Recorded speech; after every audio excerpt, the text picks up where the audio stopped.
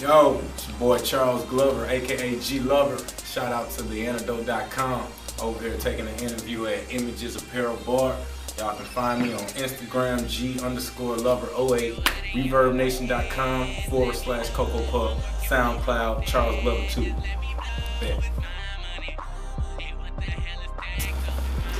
Well, originally I'm from Fort Wayne, Indiana, but kind of made that move to come down here whenever I was 10 with my parents. And been established as a Southerner ever since.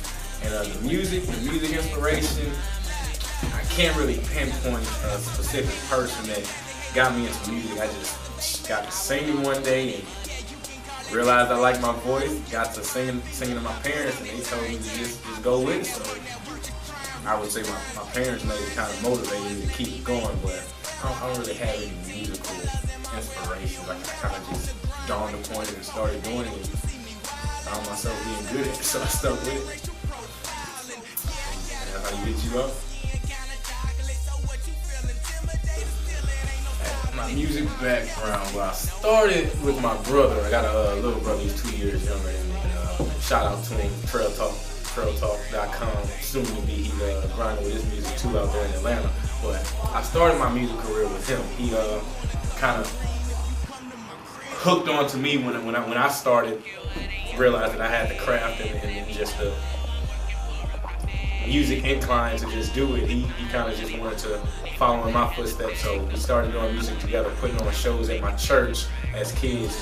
That's one thing my mom held very firmly with us. Always know where you came from, be respectful, be mindful of, your surroundings and everything. So we started doing music together, just being positive influence for our friends, affiliates, whatever you want to call it. And as I got older, I kind of branched off from doing gospel rap to more of, I wouldn't say more of what's real, because gospel is real, God is real, but more of just being aware of what's going on with, my people. When I say my people, I mean, the black men in America. So we kind of ventured off on two different paths with music, but that would be where I came from with the music. I came from the church with it, and now I feel like I'm positive secular rapper, if that can make sense. My singing. I would actually honestly say I started singing first, and rapping kind of just happened, I guess as I progressed with the singing, but I started singing first. I remember in Indiana, I was 8 years old. My dad wanted to enter me into a talent show, and I don't even think he knew I knew how to sing at the time, but just singing around the house, on the constant, and them just realizing it was something that I liked to do. My dad wanted me to do a talent show, so I remember doing a talent show at 8 years old. I sang that song by Sammy. I like it, I like the way, yeah, I sang that. And like I said, ever since then, just stuck with it, and maybe a couple years later, we ended up moving down south, and I couldn't stop. I legit could not stop just wanting to do music. So I wrote my first song at the age of 10. I was in the kitchen. I think my mom was cooking up some chicken. My mom make the best chicken in Baton Rouge, just so y'all know. But anyway, my mom was cooking some food, and I'm sitting at the table, and like I said, we grew up in the church, so just got to just writing a spiritual song, just about my relationship with God at that time. And for Christmas that year, she bought me a piano, got a drum set, and G Lover was slowly but surely starting to form into this character y'all are witnessing right now. My inspiration for Everybody Got Problems. Well, to sum it up in a nutshell, pretty much I just realized what's really going on in my society, what's going on in my city.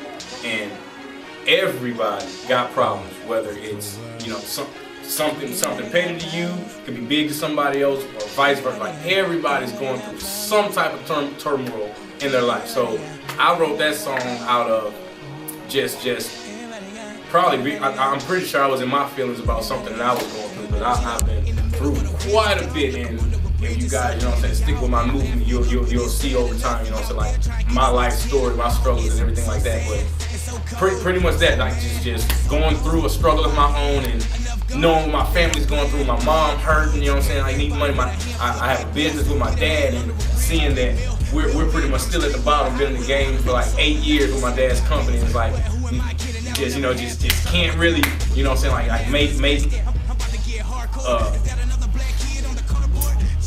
big mark in the city with our tire company, and it's just, you know, just tears are everywhere. So I just felt like doing something, a song for not a specific group or category of people, but everybody to relate to. So that's how you get Everybody Got Problems, which you can find on YouTube. Just type in G_Lover, Everybody Got Problems, and it's popping. And you'll be able to relate to it because it's tapping into a struggle of all types, of all types.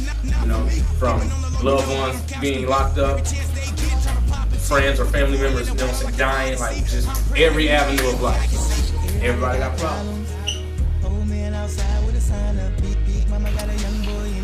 Alright, so everybody got problems. That's the main priority. That's the next project is being dropped. The video has already been shot and dropped, and shout out to Money Hustler Films, MH Films, 2K Thomas, Sleep, DJ the Manager, that whole crew over there, 100. Baton Rouge. Come to the city, you're a music person, go to MH Films. Back to G-Love. Everybody Got Problems. YouTube on YouTube. Videos on YouTube. Just type in G-Love or Everybody Got Problems. And the mixtape shall drop shortly after. I'm not gonna release the date on it yet, but just know when it is, it's gonna be hot. But the mixtape is called Black Man. Black Man. And I'm pretty much just, I'm not only speaking to my people, but I'm trying to keep a conscious and open mind for my color to you know, just do something. And whatever fashion that word can mean, like just do something. I want black superiority. I want black power. I want us to, you know, build nations and, you know, have ownership and stuff. We don't have hospitals. We don't have, we got schools now, you know, shout out to all those black powerful, you know what I'm saying, monumental people that have done something for our kind. But like I want us to, you know, be a powerful, you know, mark on the world. So that's the basis of my music, and that's pretty much the substance of my next mixtape, Black Man. Talking to my people.